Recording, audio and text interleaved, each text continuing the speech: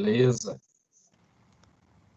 Ficou meu rostão aí bem na tela. Olha só. Então aqui eu vou apresentar o método, né?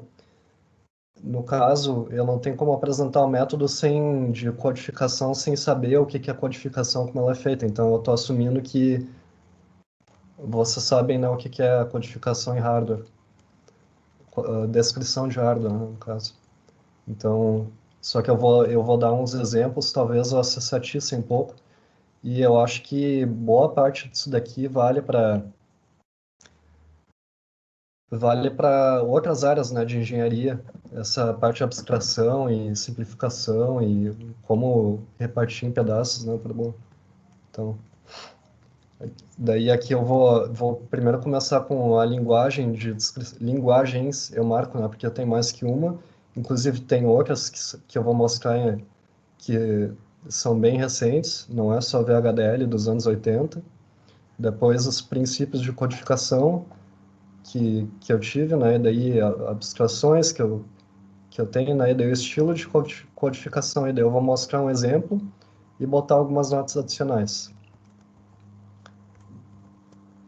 Tá, e daí a primeira linguagem lá no início era a VHDL, né? Então ela é mais strongly typed.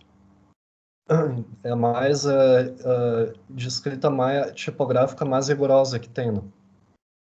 Ao contrário da Verilog, que também é bem antiga, mas não, se eu não me engano não é tão antiga quanto.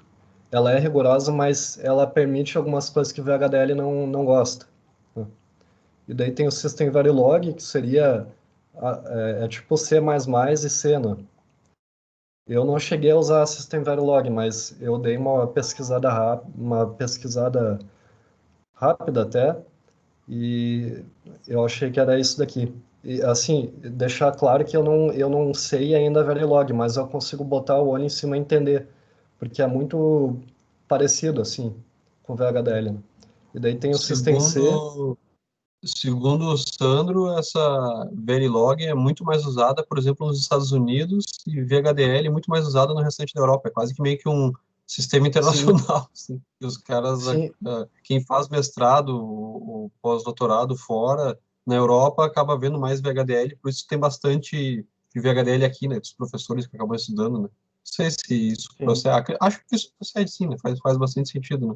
É, tem muito mais recurso na internet, né, sobre Verilog do que VHDL, né? Tu vai pesquisar alguma coisa, normalmente eles botam Verilog.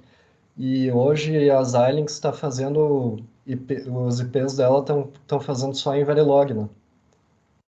E só que assim, tem essa questão aí do país também e até a região, né?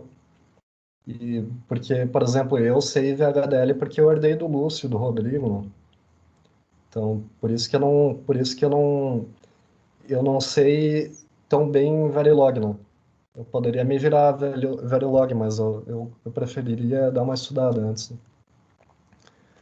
E daí tem o System C, que daí são exclusivamente para simulação, né? Daí existem, é como em programação, né, que tu não vai usar Python para tudo e não vai usar C para tudo, né? Então, cada linguagem serve para propósito diferente e bons simuladores, que nem o das Xilinx, conseguem misturar, né? Eles chamam Mixed Language Simulation, né? Daí aqui é importante sempre se lembrar que tu está descrevendo o hardware, né? Ou seja, tu está codificando um circuito com os recursos que o FPGA ou a biblioteca do async que tu vai usar depois da implementação, né? Então, tu tem que considerar diferentes FPGAs e tu deve ter uma ideia de como é que implementar isso daí em um ASIC. Então, a princípio, né, o KISS, que daí eu dei uma pesquisada também onde que é usado esse princípio, parece que é em toda parte, né? Quer dizer, a engenharia é muito bonita por causa disso, né? E o mais simples que possível. Daí depois vou dar outra tradução para isso, né? E A daí tradução ficou excelente. sim,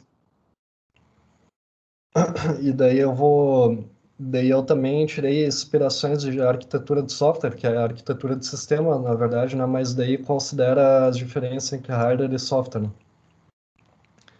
Pelo livro 3, que é excelente, que eu recomendo, né? Que o Rodrigo me emprestou. Então eu tiro a princípio de modularidade. Então a gente vai construir por módulos cada projeto, né? Flexibilidade, que deve de ter a interface mais comum possível, né? Nem sendo, tipo, módulos completamente diferentes não vai conseguir ter interfaces idênticas, não, mas tu vai, por exemplo, fazer assim, sabe que com certeza tu vai usar no teu projeto uma FIFO, né, por exemplo. E daí tu vai pegar aquela primitiva e adaptar para uma interface comum que tu vai usar em tudo que é lugar no teu projeto. Tu já consegue assim definir como é que, se vocês pegarem lá nas Xilinx e verem como é que é o padrão de uma primitiva FIFO, vai ter um monte de opções ali para botar, né, nos generics. E daí tu já consegue matar um monte de coisa com esse princípio de flexibilidade, né? Tornar a interface comum. E por último, portabilidade, né, que obviamente não vai usar coisa que é só de um fabricante, né? Porque daí se tu muda de fabricante, daí tu tá ferrado. Daí aqui eu também botei embaixo, né, que é legal ter isso para código de programação também, né? É legal tu manter um padrão comum de aparência, né? Porque daí o cara vai fazer a manutenção, o colega, né? E daí ele já sabe como é que é o código, né? Não tem que ficar catando. E daí aqui a minha abstração, né? Como eu vejo as coisas, como eu me organizo. Então aqui embaixo, né? A instanciação, que seria a adaptação para interfaces comuns, né? Aqui eu botei como primitiva. E daí tem o módulo e submódulo, que é a mesma coisa, que seriam códigos funcionais que descrevem uma função específica. Só que não é. Daí aí que vem a pergunta, né? O que que é uma função específica? Pode ser o que que tu declara, né? Pode ser, tipo, eu vou falar da próxima, daí eu vou voltar aí. Daí o top level, que não, também não é uma ideia comum, mas para mim eu tenho como tu tá adaptando, fica muito mais fácil tu declarar sinais pelos nomes que eles são do que tu ficar usando o nome que a tua placa FPGA dá. Então seria uma camada bem simples assim, um wrapper, né, que eles chamam, que é para tu mudar de nome. Aí que daí eu volto para o módulo, que daí essa é a ideia. O que que é um código funcional, né? Um código, uma função específica. A função específica pode ser teu projeto. Então, tu tá simplesmente reunindo todos os submódulos dentro do módulo para depois tu adaptar para o top level, né? Daí tem o teste, tem a simulação, que é estímulo simples para teste, e daí tem o test bench, que eu considero uma simulação mais complexa, né? Que tem algum tipo de automatização. Então, aqui o estilo de codificação é muito mais fácil tu tratar de sinais síncronos do que de assíncrono, né? Porque o FPGA ele te dá essa possibilidade de fazer código assíncrono, só que daí tem restrições de tempo, né? E daí aqui tem outra, tem outra transcrição, né, do KISS, que é mantém assíncrono estúpido. E tem que ter muito cuidado com as bibliotecas, né, que tu importa, porque nem todos são recomendáveis, não são sintetizáveis, né? Inclusive, tem biblioteca daí, que está com o nome I3E, que não é da I3E e ela não é sintetizável. Daí máquinas de estado, que nem a gente viu lá na apresentação do Cassiano, é ótima. Eu adoro máquina de estado, né? Porque ela te ajuda a conceitualizar, documentar e simplificar a implementação. E daí tem vários tipos de instanciação, não sei se você se lembra, instanciação de componentes e módulos, né? Mas eu prefiro sempre a direto que possível. Vou depois apresentar uma slide, vai ficar mais claro. Então, lá no Process tem uma lista de sensibilidade. Eu estou falando Process porque é do VHDL, eu não sei se você se lembra. Mas Process é como se fosse para tu escrever um código C, assim, ele vira sequencial, né? Então tem sempre aquela lista, Process, e daí abre parênteses, daí tem clock e reset, ou reset clock. trocar a ordem e inverte a prioridade. O que está mais para a esquerda tem mais prioridade. E, e daí também declarar coisas que nem constantes, funções e procedures em pacotes, né? Tem esse recurso no VHDL. E daí sempre chamar, sempre usar sinais ativo-alto para não se confundir depois, né? Ou pelo menos marcar, denotar no nome, né? Por exemplo, eles recomendam colocar um N no final, né? Que nem eu coloquei nas referências aqui, tem da própria Xilinx, né? Eles têm um papel que eles fazem recomendações de codificação. E daí, é claro, nem sempre dá para fazer esse truque, né? Ocupado, ativo baixo é a mesma coisa que um disponível ativo alto, né? Nem sempre dá para fazer esse truque. Por exemplo, se usa muito hoje aquela interface, como é que é mesmo? É uma interface padrão de transmissão, agora não vamos lembrar, mas daí tem vários sinaizinhos, daí eles têm MicroPC, válido, e daí é... Oi? MicroPC, Não, não é microPC. Só um pouquinho que eu vou ver aqui. Comunicação de hardware direto ou comunicação de uma estrutura de dados específico? Dados específicos dentro do próprio FPGA e se usa em ARM também. Inclusive foi desenvolvida pela ARM Axie, né? AXI. E daí tem Axie 3, Axie 4, que seria full, né? E daí tem Axie 4 Lite, que é a versão Lite do full, né? E tem a Scream. E daí na Scream eles usam, em todas, na verdade, eles usam ativo baixo, né? Daí nem sempre, né? Como é que tu vai... Então, enfim, e daí parênteses tem significado em equações booleanas e ela deve se usar, né, quando vai usar estas. Daí estilo de codificação, né? Opa, já estava falando disso. Então, aqui, ainda nessa lista de sensibilidade, se vocês misturar sinal clock e reset com outros sinais, daí vocês vão acabar usando circuitos dedicados para o clock e reset para outras coisas, e não é uma boa ideia, né? Isso é problema mais para FPGA, eu não sei se para Sync tem tanto problema assim. E daí, é claro, né? Tu Aquilo que eu diz, disse lá tu no diz que início, tu diz que esses problemas são relacionados a conflito de hardware ou relacionado a conflito de nome de variável? qual problema se refere? O que tu comentou agora com relação a o Misturar? nome da Clock reset, né? clock reset. Né, que dentro do FPGA é tudo hardware pronto, né? Que nem eu estava falando antes, né? Lá no início é descrição de hardware. O hardware ele já está pronto, só vai programar ele. Então, ele já está pronto, já tem sinais, já tem caminhos dedicados, né, para clock e para reset.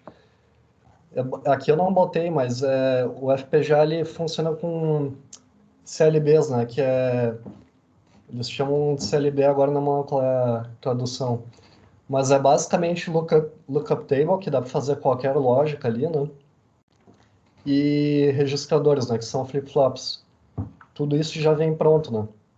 Então, imagina que são, assim, lookup table e flip-flop seguido, assim. Então, tu vai acabar, o flip-flop, tu acaba usando essa borda de clock, que é a detecção da borda de clock para ele. Não é uma muito boa ideia.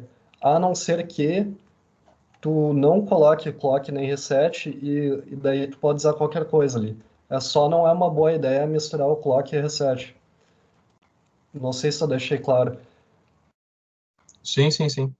Tem outra coisa que eu tô me dando de conta agora que eu poderia ter dito, que se tu misturar isso, talvez tu estaria colocando o clock numa lookup table e para fazer uma espécie de lógica com ele. E o clock é sagrado, né? Né? Tu mexe no Pô, clock e dá problema. tu quer dizer que eu poderia estar botando um atraso sem me dar conta disso, algo assim? Não eu digo atraso. Não tem, acho que não dá esse tipo de problema.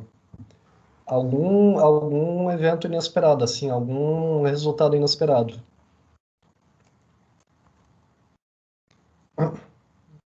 Resolvido essa questão aí? Sim. E daí também não usar somente STD Logic. Eu tô falando para VHDL agora, VHDL. No Verilog deve haver um equivalente, né? Mas só usar STD Logic nas portas. Nos generics, tu usa qualquer coisa que tu quiser, né? STD Logic e derivados, né? Que nem Vector, Logic Vector e daí a rede STD Logic, né? E também, eu nunca vi a necessidade de variável, né? Tu pode declarar a variável dentro de um processo, entende? Só que é uma confusão, acaba sendo uma confusão e como o módulo é pequeno demais, não precisa. Então, tem também a search, que se eu não me engano funciona de uma maneira similar no C, e é bem legal para tu poder debugar rápido a simulação. Eu vou abrir depois o exemplo e vou mostrar para vocês. Que dele já dá assim, tu pode dizer, meu resultado que eu quero é esse daqui, então tu me avisa se ele não tiver. E daí isso reduz o erro humano, porque tu não tem que ficar conferindo na mão mesmo, e também acelerar o processo, né? Daí tem também esse Rising Edge aqui, ele é de uma biblioteca. Então, ele tem um pouquinho de diferença com o Clock Event e Clock 1, né? Mas eu não vejo por que que tu não usaria esse daqui ao invés desse daqui, né? E eu até prefiro e é recomendável, né? Porque portabilidade é controle, né? Quanto mais controle tu tem, que é essa ideia do VHDL, né? Tu tem mais controle, tu pode fazer o que tu quiser. E daí tem função e procedure, né? Que tu deve somente usar, que muitas vezes não é sintetizável, né?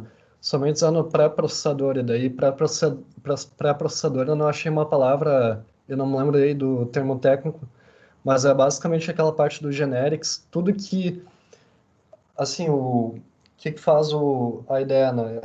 Tu apresenta o código para ela, ela dá uma análise preliminar e todas as instanciações ela já configura, assim. Então, nessa parte aí, tu pode usar. E para simulação, obviamente. Então, a parte que não vai ser sintetizada dá para usar. E daí aqui o projeto exemplo, né? Que é o mais simples e que eu achei. Então, a gente quer o quê? Uma FIFO adaptada a esse padrão de transmissão aqui, que daí tem o clock, né? E daí tem o data, que vai de 1 até n, daí n pode ser dois números fixos, né? Que isso daí é configurado no generic. Daí tem valid e o head. Daí o valid, daí ele vai estar indicando, desculpa, o ready, ele vai estar sempre alto, de novo, né, ativo alto, sinais ativo alto, vai estar sempre sinalizando que a fonte está preparada para transmitir, que ela quer transmitir alguma coisa. E o valid é do remetente, né, que daí ele vai estar indicando que ele reconheceu o primeiro byte. Daí, quando os dois reconhecerão o primeiro byte, daí vai o N tudo automaticamente, né? Daí, no caso, teria que ter uma terceira porta aqui para poder controlar esse fluxo, porque pode chegar aqui uma transmissão e daí eu quero armazenar ela por um tempo indeterminado até que o meu controle indique que ele deseja descarregar a FIFO, né? E daí, no caso, vai subir a flag ready, o sinal ready. E daí aqui que é a arquitetura proposta, né? Então, tem a FIFO, então que é a instanciação de primitiva. Eu tenho duas máquinas de estado simples aqui, a de escrita e a de leitura, e aqui um detalhe que é um atraso, né? Que também pode ser implementado separadamente.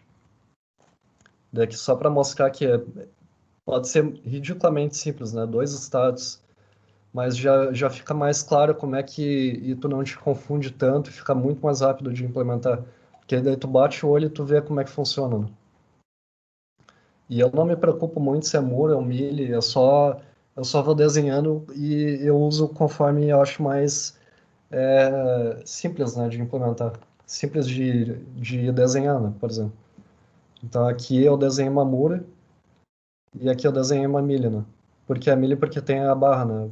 Depende aqui e daí tem o counter disable, né? E eu não estou usando nenhum padrão aqui, não está bem certo isso daqui, só que eu desenhei assim para ficar mais claro ainda e eu não ter que ficar me preocupando. Daí aqui eu fiz os códigos, né? Inst FIFO é de instanciação, e daí o memory package, e daí a funcionalidades, e daí tem o contador, e daí tem as duas máquinas de estado finito da leitura e escrita, e daí o RTL, que é lógica de tempo real da FIFO, que é aquela montagem, e daí o sim, que é a simulação. Aqui eu não botei não botei os arquivos porque não ia. Como é que a gente está de tempo aí? Ih, quase. Mas Mas eu tenho uma dúvida quanto isso, a simulação, trazendo agora para ser linguagem de programação normal, geralmente eu tenho aqueles métodos Test Driven Development, que primeiro se desenvolve os testes para depois o código. E aí tu fala da simulação, a simulação ela é feita em paralelo, antes, depois de tu ter feito a descrição de hardware, ou em que momento que tu decide isso? que é meio complicado tu fazer. Tu até pode fazer isso daí, só que daí tem que ter uma equipe grande, né? E como tu sabe, eu trabalhei eu mesmo, né? Basicamente nessa parte. Então, Sim, sim, mas o que que tu, dado tua investigação e o próprio livro, eles mencionam isso? não chegaram a mencionar esse quesito aí do método. Se era para fazer separado, mas eu já Mas o teste trabalhei. bench não é feito separado? O código é separado. Sim, sim, mas eu digo, Humberto, é que geralmente, pensando várias pessoas, né, um time, quem desenvolve o código não pode ser a mesma pessoa que vai fazer o teste para ele, pela questão do vício, né? E Exatamente. então, O problema é achar um monte de gente que desenvolve VHDL. é, Né, e por isso que tem. É que sim, VHDL, como ela é muito forte, né? Uma linguagem muito escrita. Daí, para começar, não tem, como tu disse, né? Não tem muita gente que sabe sequer a HDL, né?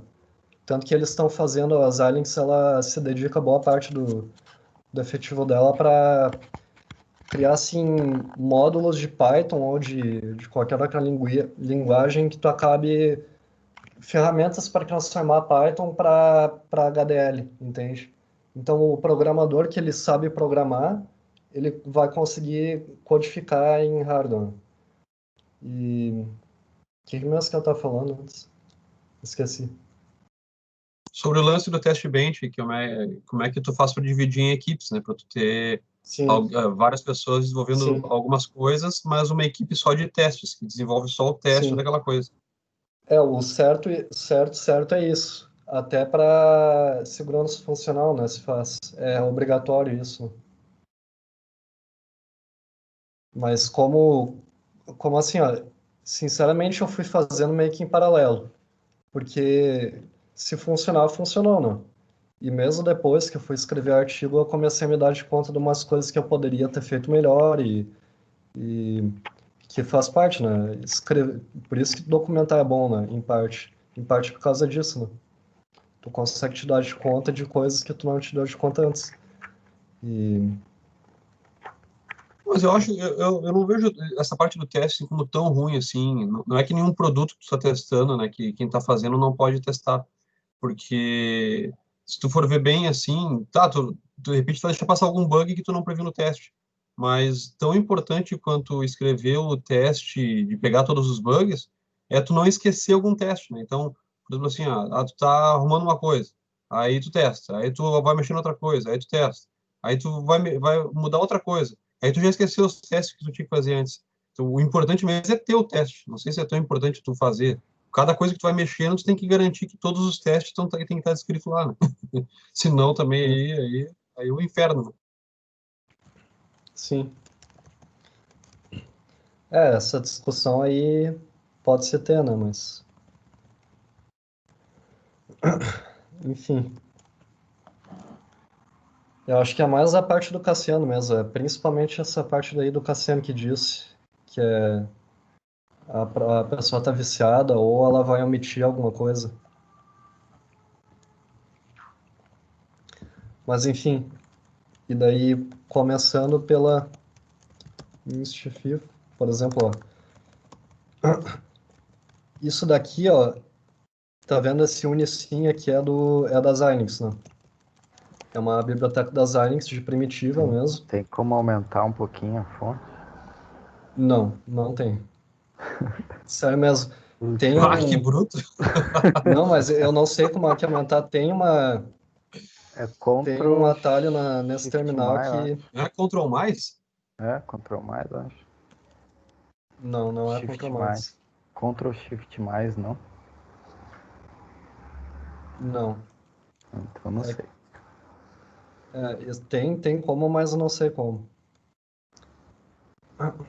Bom, vai Tu ter que tá ser assim, no, desculpa. tu tá no Vim, Não, manda então bala, manda bala. testa. Vai lá, vai lá. Ai, eu tenho Alacrity. Eu acho que é set font size, não? Agora vai dar. FIFO, Aí tá grande. sim, fazendo isso daqui. Tá, e daí aqui tá melhor Melhorou. já. Sim. Agora tá jóia. Tem, isso daqui é da Xilinx, né? Vocês não precisam ter instalado como é que é mesmo o nome em Gilberto? É o O, Vivado. oi? O, o O Vivado. programa lá que usa? Na verdade, o Vivado Eu ele acho é que para eles usam o mais substituir o Easy. antigo. O Easy, é. É, eu Mas não tinha sei. algum. Agora tô usando o Easy, mas antes tinha o Cox, não era? Cooks? Como é que era o Não, nome do não, isso programa? é o Cucox é para os embarcados lá. Ah, é verdade, é verdade. Então é o Easy mesmo O esse, né? Easy, Que usa é. o kit da Sim, Spartan, aquele, né? Isso. eu usei o Easy quando eu fiz. Mas daí isso daqui, vocês não precisam ter o Easy ou o Vivado instalado. Vocês conseguem procurar lá as Xilinx primitiva, que no caso é FIFO 12E, ou botar simplesmente FIFO, daí o FPGA que vocês querem e conseguem baixar. Eles têm PDF disso, né? Mas daí eles já dão todos os. Aqui, daí vocês vão ter que usar o PDF para ver o que que é o que, né? O que que é do pipeline, o que que é register ou unregister, daí o que que significa aqui do Emina. Mas tem um monte de coisa aqui, ó, que eu não uso, né? Open, isso que eu falei, né? Eles me dão essa interface aqui, daí no caso eu botei duas aqui, e eu adaptei para essa daqui. Daí eu até coloquei, ó, tem instanciação longa e instanciação curta, porque tem duas primitivas diferentes. Isso é coisa do FPGA, né? Tá, e daí, antes aqui, opa, aqui daí é de escrita, a máquina de estados de escrita, daí, só que não é só uma máquina de estados, né? Ela tem um pouquinho coisa a mais, principalmente contadora, e aqui umas coisas para adaptar, fazer essa adaptação aí da. Eu não vou adentrar muito, mas o número ali dos dados, ele não é certinho, sabe? Ele muda conforme. Cadê? Enfim, o dado ali, ele vai mudar conforme Os conforme parâmetros. os parâmetros. A largura do barramento do dado. E daí aqui tá a máquina de estados, né? E aqui é a coisa feia que eu fiz, ó, que tá assíncrono. Quer dizer, nem tão assíncrono assim, porque tá baseado no State FSM. E daí aqui é a mesma coisa e muito parecido com a leitura, né? Só que é um pouco maior a máquina de status. E daí aqui eu tenho a montagem, simplesmente.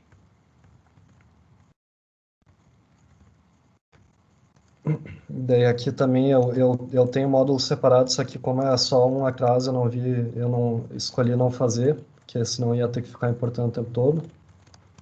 E aqui a simulação, né? Simulação, ó. Daí aqui, isso daqui que eu quis dizer, ó, que é bem bacana, porque eu chego nesse ponto aqui, eu quero ter ó, o ready da escrita, da parte da escrita igual a zero, e daí se não tiver, eu vou reportar ready WR, e daí com a severidade warning, né? Que ela destaca mais ali no... Deve ter uma maneira melhor de fazer isso daqui, só que eu fiz assim. Cadê? Op. Se vocês quiserem simular, eu vou disponibilizar. Isso daqui é um código Git, né? Eu fiz no LaTeX Beamer, então até talvez se para ajudar também o pessoal no LaTeX, né? Então o código que eu botei ali junto não é o suficiente para simular toda a FIFA, né? Então vai ter que acessar esse link aqui. Daí aqui, de novo, né, a documentação é muito importante. Wavegram, eu não sei se vocês conhecem. O Cassiano conhece, de certo? Sim, mas é bom mostrar que é bem útil. Sim. Wavegram. Tá vendo? Isso daqui é a Bitfield, ó. Tu consegue descrever. Agora não vamos lembrar do bits, por exemplo. Vou mudar para Cres. Tá vendo? Ele vai mudando, 10. Enfim, tu Acho, consegue acho que se tu descrever. pesquisar por imagens, até para mostrar exemplos também, não? Sim. O pessoal ver. Dessa parte aí do Bitfield não tem muito exemplo. Isso daí na verdade, eles têm um tutorial aqui, eles nem botam. Mas se vocês forem ver no GitHub deles, eles colocam lá código, né? Eu acho que é meio que beta isso daqui ainda. Mas o principal que eu queria mostrar é essas formas de onda, assim, é bem monoroda, assim, para fazer documentação, esse tipo de coisa. Tem bastante coisa e dá pra fazer coisa bem complexa. Isso tudo tu fez no LaTeX, é isso? Não entendi. Ou tá no Apresentação, README? apresentação no LaTeX. Tá, não. Isso que tu está mostrando na tela agora. É feito no quê? Isso daqui é nesse wavedrom.com. Ó, se vocês forem aqui, que eu tô dizendo que é muito bom, e que isso daí Pois vocês é têm isso, que... isso que eu queria entender o que é que você tá usando aí. Que volta e meia eu preciso fazer isso aí, eu uso o Excel para fazer essas formas de onda. É, não, Nossa, é para ir no wavedrom.com, que ele roda o que é é tipo aqui um servidor para que roda um código livre, né? Código open source, fonte aberta, para fazer esse desenho, que é uma coisa bem boa, assim, ele já tem esses desenhos que é tudo em SVG, né? E daí tu vai descrevendo aqui e ele vai colocando. Daí tem os exemplos aqui. Isso daqui é bem bom mesmo. E daí tu pode salvar, ó. Eu vou Aí pegar um ele gera exemplo uma bem... figurinha, é isso. Sim? Que massa, cara. Ó, tem como tu baixar o editor e rodar no teu computador, ó. Editor. Isso daqui dá para tu... Ele tem um negócio, tem um módulo no Python que tu baixa e daí tu consegue compilar através do Python. Só que tem que baixar o módulo, claro. Daí eu boto aqui, daí se eu quiser aumentar aqui, por exemplo, se eu quiser mudar para B, D, enfim, mudar a cor, tem, Ah, tem como bem gerar útil mesmo. PDF, será? No Python tem, talvez dê, né? tem como, Ah, ó, ótimo. Exportar PNG, bom, mas se tu exporta para SVG, daí tu consegue abrir no Inkscape. Então eu vou Sim. fazer isso agora. E daí tu consegue exportar para... Porque aí na verdade, tu precisa da imagem, né? Pra tu jogar, se tu quer jogar, principalmente tu quer jogar no LaTeX lá, tem que ser a imagenzinha, né? Sim, ó. Tá Fica aqui, muito daí tu bom, na consegue... verdade. E dá para fazer assim, ó. Tu consegue... Por isso que eu usei ali na apresentação foi o Wavegram ali naquele slide. Só que daí eu editei, ó. Vocês vão ver o que eu tava falando. Ah, tu consegue selecionar as partes. Sim, ó. É, Tá vendo, ó? sim, É bem burro, ó. Ele só tem o código para gerar tudo o negócio, daí ele vai montando assim. sim. Daí tu consegue Cara, exportar para PDF. é exatamente assim que eu faço no Excel. Mas tem que fazer toda uma mirabolância lá para fazer a formatação condicional, subir a formatação da borda da linha para poder jogar. Eu jogo um número, ele faça para binário, depois, nossa, é uma tranqueira do inferno. Muito bom, sei, cara. Dá para exportar até para TeX, ó. Tem como. Eu sempre uso um comando para converter que eu nem vou salvar. Vou só abrir ls inc compile. Não é mais inc compile type PDF, daí wave.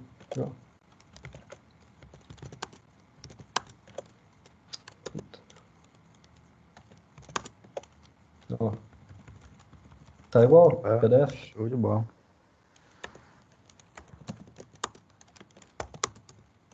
Não sei o que aconteceu, eu caí, mas voltei. Mas tá aqui. É muito bom essa ferramenta aqui. E daí tem o Doxygen, eu não sei se o Cassiano conhece, mas não sei se tu conhece, Humberto. Nunca vi. Doxygen é uma ferramenta bem antiga que começou no Unix, se eu não me engano. Eles criaram para documentar o Unix. E daí começou para C, né? Para código C, que nem tem esses padrões. Procura depois do Doxygen e vai ter exemplos. Deixa eu até ver aqui se não.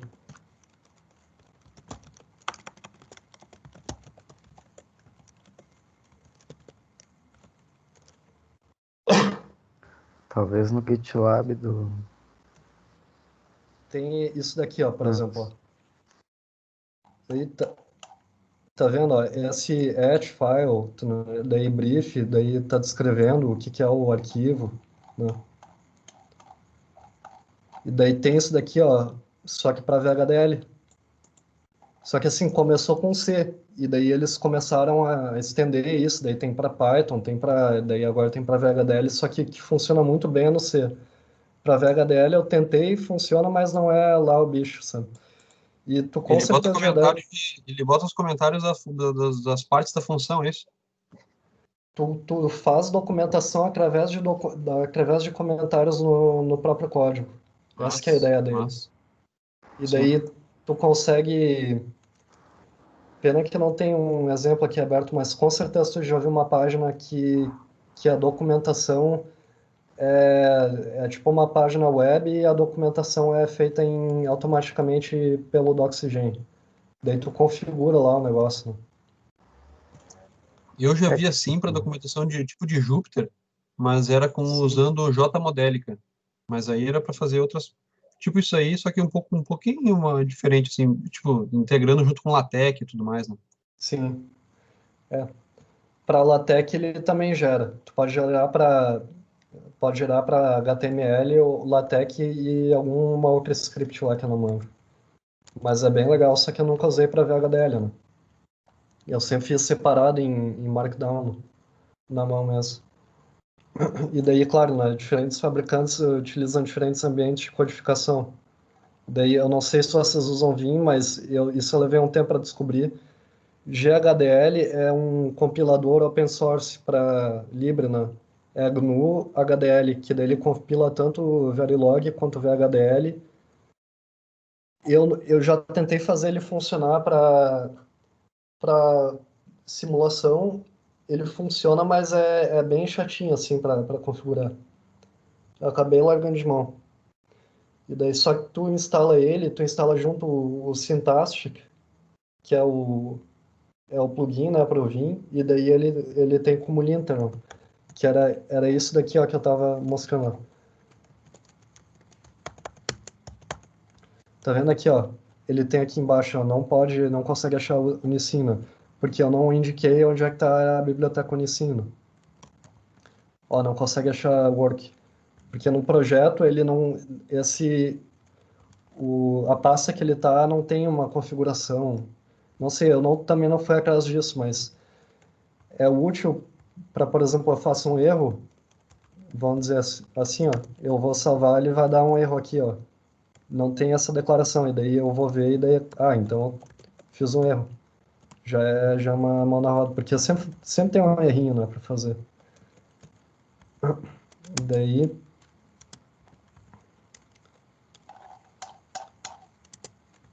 opa, não tá vendo. E daí aqui é um test bench, uma proposta de test bench que eu acabei utilizando no projeto, não é só a parte de leitura aqui, mas a ideia inicial era tu fazer um banco de dados, assim, por exemplo, eu quero isso daqui de teste, e daí tu bota os estímulos num arquivo .txt, tu bota as tuas respostas esperadas, daí tu consegue injetar através desse controle de leitura e depois a própria simulação, aqui dentro teria o módulo, né, em teste, e depois a própria simulação consegue escrever no arquivo, né? Isso tem essa possibilidade também. E daí aqui só por curiosidade, né? Como é que é o processo no HDL? Não vou entrar muito. Não tem muito. Aqui é a parte interessante que eu estava falando. Tem instanciação indireta. Isso daqui eu não sei se agora na mão se a minha nomenclatura é isso. Eu tenho a impressão que não, mas tem a instanciação direta, que daí é desse tipo aqui, que é como a gente viu antes. Tem a indireta, que eu aprendi na aula, né? Que daí tu tinha que primeiro declarar como que é o componente, para depois tu instanciar ele. Entende? Porque daí, por que que eu prefiro a direta, né? Porque daí tu não tem que ficar mantendo essa cópia. Daí tu vai lá, tu mexe alguma coisa no componente, no arquivo do componente, e acaba quebrando tudo, dependendo. Se tu mexer alguma coisa na porta, no componente, nessa instanciação indireta, tu acaba quebrando. Na instanciação indireta, dependendo do que tu faz, tu não quebra. E tem a instanciação mista, que eu não sei por que que se usa isso. Nem sei se usa. E aqui é a referência, né? E daí aqui o livro é muito bom. E daí tem, se vocês procurarem, ó, estilos de codificação, eu não sei se é só as Xilinx que faz ou se tem a Altera também que faz. E consegue, eu acho que a Unicinos tem acesso a assim, a especificação do original, né, do I3E, e são várias especificações, né, eles vão lançando cada pacote uma especificação diferente. E daí aqui, é claro, né, agradeço ao Rodrigo e ao Lúcio, né, porque eles me ajudaram e ficaram me puxando pela mãozinha para chegar nesse ponto aí. Vocês têm alguma questão? Uma questão. Aquele negócio que tu falou do padrão de codificação das Xilinx ali, é aquela mesma coisa que tem para o C. Eu nunca lembro do nome, é o MISRA alguma coisa, não é isso? É o padrão é tipo, boas condutas para usar o C, é isso? Enfim, No caso do em to- VHDL. no seu, o Cassiano vai poder dizer, mas eu sei que em toda linguagem tem e é sempre um nome diferente. Tu não tinha, Não, ô não sei. Cassiano, não tinha mostrado na tua apresentação lá, Sim. É bem isso. É o MISRA para codificação, é um padrão lá para tu não ter erros, mas tem os estilos também, que daí é outra.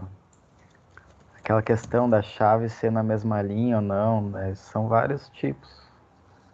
sim. Mas é até também pela legibilidade, né? Se tu vai compartilhar com alguém, a pessoa bate o olho e já entende. Sim. Aqui não é o que isso daqui eu fui descobrir quando eu fiz a apresentação, né? Mas no caso, antes de começar tudo, Eu dei uma pesquisada, né, nisso daí. Daí eles têm, ó, como é que fazer direito as coisas. Não é, não é nesse padrão aí do que nem Python, eles dizem negócio. Não é que tu tem que fazer exatamente, mas é só recomendações mesmo. E eu digo que tu não precisa necessariamente seguir. O Elvis está dizendo que é tipo o PEP do Python. Mas eu não tenho certeza, porque o PEP, quando eles lançam uma de linguagem, né? Não é? Não é isso o PEP? Agora eu fiquei na dúvida. Lança o quê? Ah, Travou? Não saiu o que eu falei? Eu não. Travou pra mim. O que tu falou ali?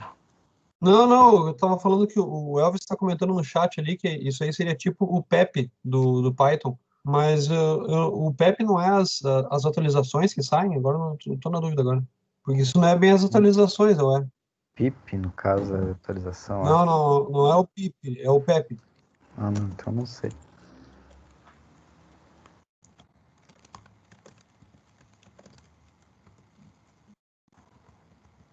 isso daqui? Ah, não é o que eu tava pensando. Fala aí, ó. O Elvis está dizendo que são as boas condutas, é isso mesmo. Tá, mas não é o que eu tava pensando, eu tava pensando em outra coisa.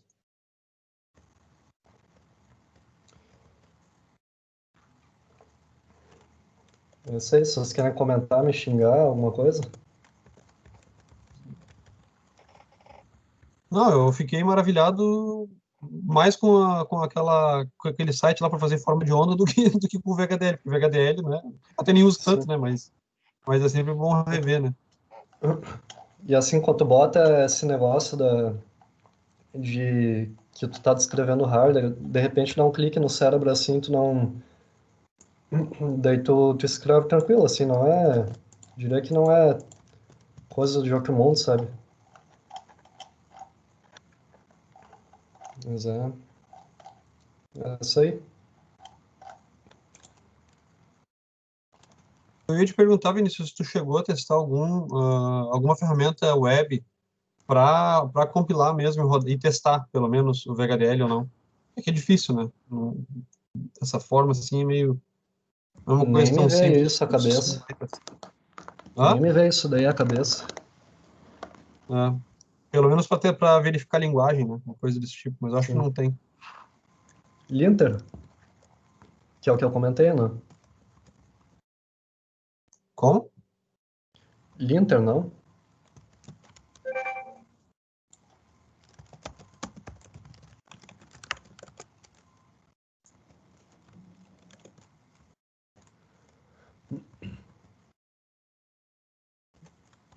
Tem HDL.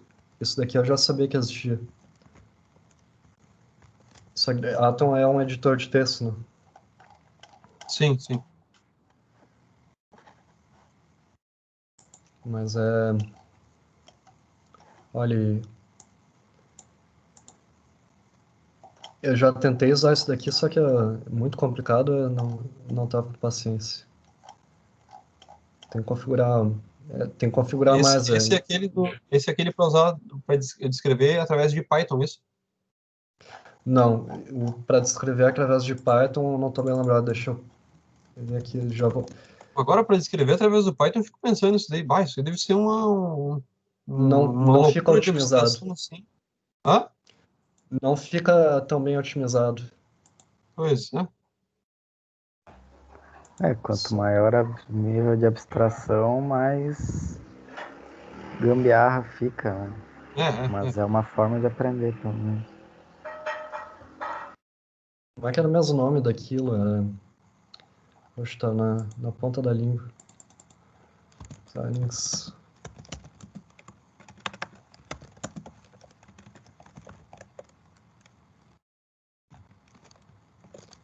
Uma Python para.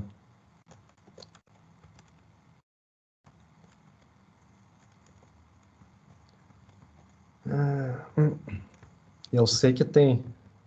Tem com certeza. Xilinx. Viva. Era uma outra sigla. Aí, ó. É isso daí. High Level Synthesis, ó. Para habilitar IP é propriedade intelectual, né? Que é basicamente código. Em C, C++ e System C, que é o que eu comentei antes, né? Daí tu pode fazer isso daí. E eu sei que tem pacote, eu me lembro porque eu pesquisei isso. Tinha um maluco lá que tava fazendo para Python. Já tinha feito, já tava bem. Mas eu não me lembro direito o nome. Ô, Vini, e esses lances que tem dentro aqueles pacotes que tem dentro do próprio Altium para tu escrever e utilizar lá, tem alguma vantagem? Tu chegou a ver alguma vantagem de usar aquilo ou não? Ou é só dar highlight lá Sinceram- no Sinceramente, nem sei o que tá falando. para escrever VHDL? Agora eu só não lembro se é VHDL ou Verilog, mas um desses dava para tu escrever dentro do Altium, quando tu faz o projeto em FPGA lá, no caso. Mas eu nunca vi assim utilização de compilar mesmo, sabe? Eu nem sei nem se tem compilador, exatamente. Se não é Eu só para tu imagino que conseguir não. abrir, só para tu abrir o texto e ficar coloridinho. O que talvez seja é pra tipo, os pinos, né, do FPGA, se tu for botar, mas isso daí eu tô chutando.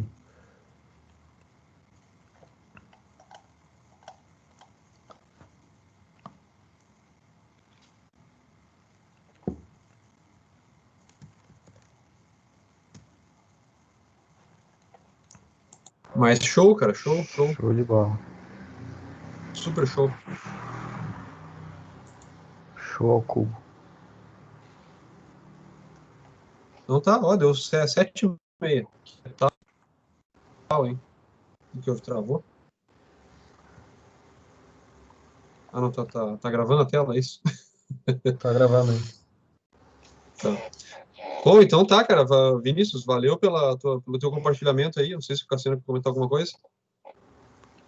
Não, obrigado aí pela dedicação aí. Certamente vai ser útil para mais pessoas. Eu Com espero. certeza. Valeu, Vinícius. Valeu, pessoal. Falou. Um abraço, viu? Obrigado. Tchau, Até. obrigado.